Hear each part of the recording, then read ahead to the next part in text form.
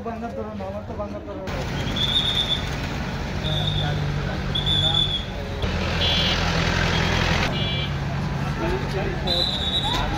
যখন আইসা দাঁড়াইছি তার মাঝে আমাদের আক্রমণ শুরু করছে।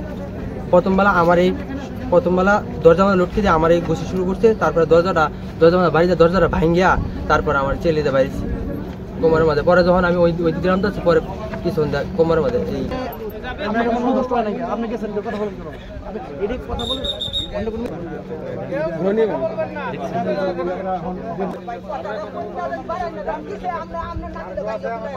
এই আমরা বলছি ভাই আমরা ঘুরা যামুগা। পরে তারপরে আঙ্গুর কলার ধরিয়া মায়েরটা শুরু করছে।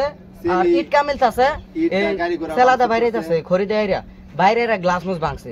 আর আমাদের পিঠা মিঠা অনেক ইটাইটি করছে।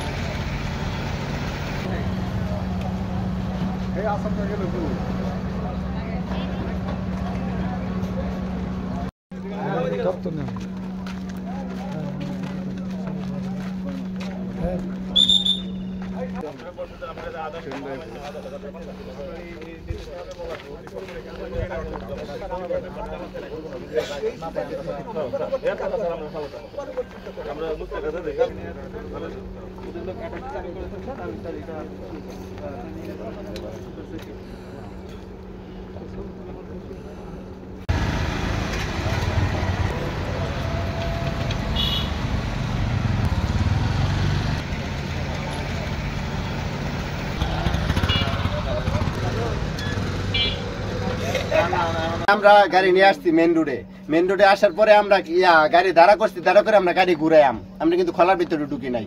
ঢুকার আগেই আমাদেরকে কি করছে, ওরা হামলা করছে আমাদের উপরে। আমরা বলছি আমরা এখানে গাড়ি ঘুরাইতেছি, আমরা ওইখানে যাবো না। তারপর ওরা হামলা করছে আমাদেরকে, সবাইকে মারছে, আমার গাড়ি গোলা ভাঙছে। ভাঙে আমার এখানে বাড়তে অনেক ব্যথা পাইছি, শার্টের ভিতরে দেখা না, এই যে আমরা হাঁটুর মধ্যে অনেক ব্যথা পাইছি, আর অন্য জায়গায় ব্যথা পাইছি আর কি। অন্য কোনো লোক রাখেনি এখানে, অন্য লোক চলে যাবেন, লেবার ছাড়া অন্য কোনো লোক চলে যাবেন।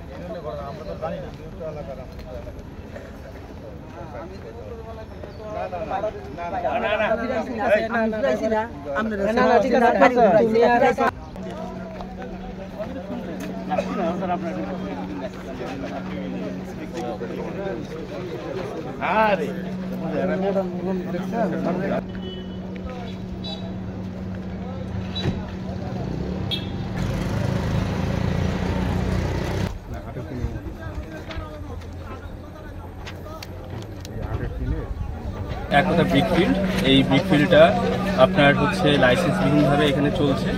উপরন্তু এটি আবাসিক এলাকায় এবং আশেপাশে আপনার স্কুল রয়েছে এমন একটি জায়গায় স্থাপন করা হয়েছে এবং অনুমোদনহীনভাবে যেহেতু ইটভাটার কার্যক্রম চলছে সেহেতু মোবাইল কোড আইন 2009 অনুযায়ী ইট প্রস্তুত ও ভাটা স্থাপন নিয়ন্ত্রণ আইন 2013 এর 8 ধারা ভঙ্গের জন্য তাদের 3 লক্ষ টাকা অর্থদণ্ডে দণ্ডিত করা হয়েছে।